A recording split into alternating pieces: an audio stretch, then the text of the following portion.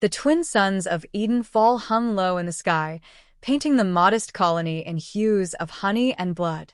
Children laughed as they chased pollen-laden beetles through terraced farms, and wind turbines spun lazily against the sapphire sky.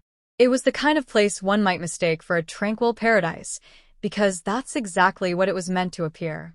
Dr. Kira Halden adjusted the wide-brimmed hat shielding her freckled face from the light.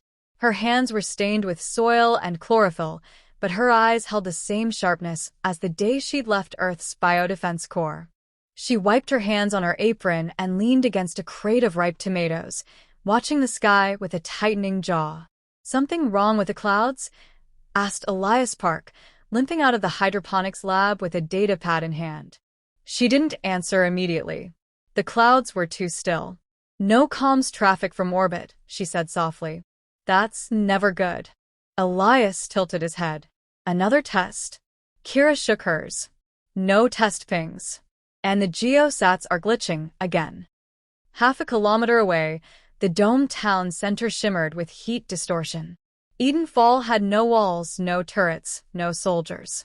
What it did have was faith in diplomacy, in the Human Federation's protections, and in the idea that if you looked harmless enough, the wolves might pass you by. Today, the wolves came anyway. Far above, the Carnexi Dominion fleet dropped from slipspace like vultures from a void, black and bristling with weapons. Jagged hulls, glowing engines, a species that revered destruction as holy. They weren't here to talk. On board the Carnexi flagship Krogar's Fist, Commander Viekar stood tall in his crimson warplate, arms crossed, a sneer twitching beneath his bone-lined helm. He studied the colony through tactical holos. No energy shields. No weapons platforms.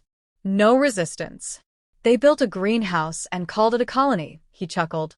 "This will be over before breakfast." His second, Jarnak, clicked his mandibles. Their distress signal reached Earth.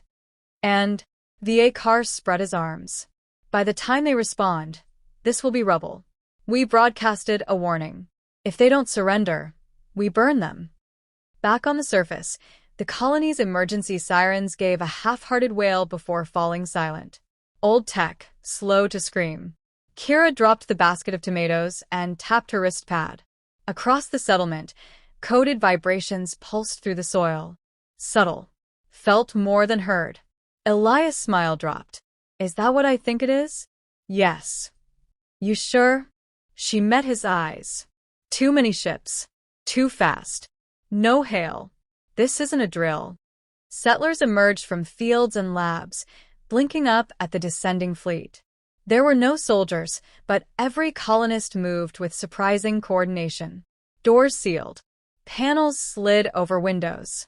Children were ushered calmly underground. "Do we even have authorization?" Elias asked. Kira didn't answer. She walked to the center of the field, knelt, and pulled back a panel of moss. Beneath it was a single black button, inset in the ground like a wart. She pressed it. Above, Viekar's voice crackled across the colony's emergency frequency. "People of Eden Fall, you are now subjects of the Carnexi Dominion. Lay down whatever passes for arms and submit. You have 60 seconds." Kira sipped from her canteen, watching tiny ripples in the surface of the water. They were here. Viekar turned to his crew. "Prepare to deploy shock troopers. I want one of their scientists alive. I hear they taste different." Jarnak laughed, then blinked. "Commander, something's interfering with the fleet's comms." "Local interference." Viekar snorted. "Let the nerds play with static. They'll be ash soon." In Eden Fall, thin pillars rose from the ground. They looked like irrigation pipes. They weren't. Their tips glowed faint blue, humming with a frequency outside the visible spectrum. Kira walked calmly toward a small bench, sat, and unwrapped a sandwich. "You're eating?" Elias asked, bewildered. She took a bite. Might be the last quiet moment for a while. A Carnexi drop pod screamed down like a thrown spear, gouging a smoking trench across the edge of a wheat field. The pod split open. 4 armored troopers emerged, weapons glowing, claws flexing. They scanned for movement. Nothing. Just wind. Then the wheat moved against the breeze. A cloud of microdust surged up from the soil. The Carnexi raised weapons, but too late. Their helmets frosted. One dropped, convulsing. Another screamed as his armor turned rigid. The other two retreated toward the pod. It exploded before they reached it. Viekar watched the carnage from orbit. What happened? Jarnak, where's the telemetry? We don't know, Jarnak stammered. No visual data. All feeds cut when the troopers hit the surface. I want answers. Viekar bellowed. Deploy more units.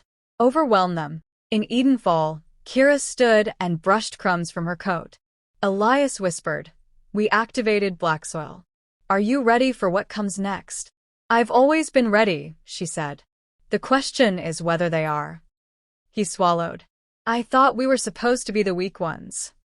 We are, she replied. On paper. In the distance, more pods screamed down. The sun dipped below the horizon. The countdown ticked away. And somewhere beneath Edenfall's tranquil fields, ancient subroutines awoke. Time until enemy fleet loss of cohesion. 7 minutes. Kira exhaled. Showtime. Minute 1 began in silence. From orbit, the Carnexi fleet's data streams flickered, stuttered, then vanished altogether.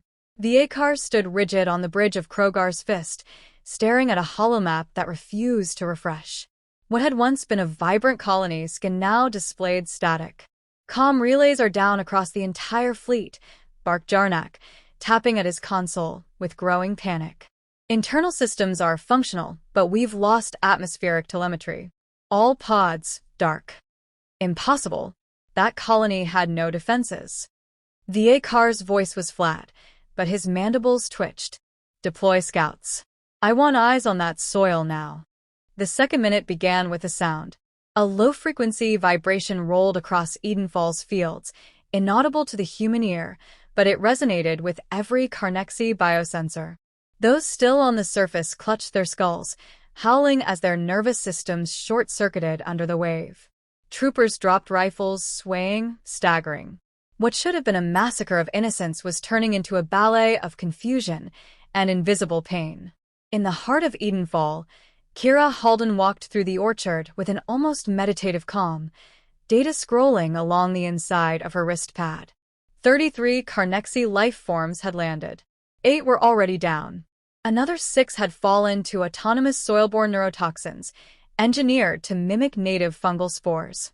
Targeting sync complete, Elias's voice said through her earpiece. Proceed to Phase 2, she replied. In minute 3, the drones activated. To the untrained eye, they resembled maintenance units, sleek, silent beetle-like shapes tucked into the undersides of solar panels and tree trunks. When they moved, it was as if Edenfall itself shifted with intent. Nanofiber, wings unfurled. Internal cores glowed. The first drone zipped across the air, disassembling a Carnexi trooper mid-sprint. Not killed. Disassembled. Armor, weapon, organs, atomized into a thin mist before he hit the ground. Viekar stared at the footage streaming from one of the scout ships, jaw-locked. That's not defensive tech. No, Jarnak muttered. That's execution-grade nanowarfare. Federation doesn't even authorize it. Where are they getting power for this? Viekar growled. The answer came as Edenfall's farms lit up, not with lights, but with pulses, each field a capacitor, each vine coiled with smart filament, drawing energy from geothermal vents the Carnexi hadn't even detected. They buried their weapons under crops, Jarnak whispered. That's obscene. By minute 4, panic had settled into the bones of the Carnexi crew. An entire platoon failed to check in. Another drop pod had crashed mid-deployment, its flight path corrupted by a magnetic override pulse that shouldn't have existed on a planet with no orbital defenses. Viekar turned to his engineer. Initiate fleet withdrawal. We're not here for total war. The engineer didn't respond. Blood, green, viscous, dribbled from his nose. He slumped forward, eyes wide in death. Behind him, a maintenance drone skittered down the wall of the command deck, blinked once, and leapt through a vent, leaving only silence behind. Kira, from a deep control room 200 meters below Edenfall's library, watched the reds vanish from her tactical display. She sipped water again. Calm focused. Status? Elias asked, voice tight. 45 confirmed down, she answered. Their flagship just attempted calm liftoff. Did the virus take? A beat passed. Then, yes. A low rumble echoed across the colony. In the skies above, the Krogar's fist lurched sideways, its engines flaring unpredictably as internal systems turned against one another. The AI, corrupted by a handshake protocol disguised as a soil nutrient ping, was now overriding every control. Doors sealed. Power rerouted. Gravity distorted. The A-car fell sideways as the ship bucked. What is happening? Jarnak screamed back. Internal overrides. Something got into the NAV AI. Our own sensors betrayed us. Kill it. We can't. By minute 5, the flagship's starboard cannons fired directly into its own destroyer escort. Whether by intention or hijack, it no longer mattered. The Carnexi fleet was eating itself. The A-car clawed his way to a console, snarling. Find me the human in charge. Find me someone to kill. On the surface, Kira tilted her head as a new alert chimed. A single Carnexi warrior had broken through the outer field. Wounded but alive. He stumbled through an orchard, bleeding from his ears. Rage and confusion smeared across his face. Elias frowned. He's headed for the central node. I see him, Kira said. She emerged from the ground 30 meters away, stepping up from a camouflaged hatch like a ghost from the past. Her hands were empty. The Carnexi roared and charged, blade raised. Kira didn't move. A drone darted past her shoulder, paused midair, then dropped the warrior like a puppet with its strings cut. Minute 6. The fleet above was no longer functioning as a fleet. Ships drifted, some colliding, others frozen in place. The Krogar's fist attempted a last-ditch emergency warp. Its reactor overcompensated. The jump drive imploded. Kira's screen showed a brief spike, then silence. Minute 7 passed. Kira turned away from the console. No applause. No cheers. Just the breeze stirring what was left of the wheat field. She tapped her wrist pad. All clear. Resume surface restoration. Begin drone sweep for survivors. Elias exhaled on the other end of the line. Do we report this? Kira stared up at the darkening sky, now empty of threat. We weren't supposed to be a weapon, she murmured. But the galaxy keeps forgetting Rule 1. Elias hesitated. Which is? She smiled without humor. Never mistake kindness for weakness. The comms line went dead. And above Edenfall, the stars blinked into view one more minute, and the galaxy would begin asking the wrong questions. 3 hours after the last Carnexi signal dissolved into background radiation, Edenfall returned to its unnatural stillness. The drones vanished back into the ground, irrigation resumed, and children re-emerged into sunlit fields, none the wiser that a full-scale planetary assault had occurred during nap time. Kira Halden sat alone at the edge of the orchard, cleaning soil from beneath her fingernails with a scalpel. Her coat smelled faintly of ozone and nanite lubricant. She watched 2 settlers reinstall a panel that concealed one of the pulse pillars and felt the familiar ache in her chest, the one that always came after a kill. Even a justified one. Council's asking for a sitrep, Elias said, stepping lightly across the grass behind her. You gonna tell them the truth? Kira didn't look up. Which part? That we violated 6 interstellar treaties? That we vaporized a fleet with crop dusters and algae drones? Or that we've kept Project Quiet Earth running for 7 years without central oversight? Elias offered a grim smile. I was thinking maybe just the part where we're all still alive. She exhaled slowly, stretching her legs. We both know what happens next. The Federation sends investigators. The Carnexi declare a holy war. And we get paraded in front of some tribunal for unauthorized use of mass disruption tech. Only if someone talks. Kira looked up at him, sharp. You think they won't trace the fleet loss? They'll come. Diplomatic surveyors, intelligence officers. Maybe even a war hero or 2.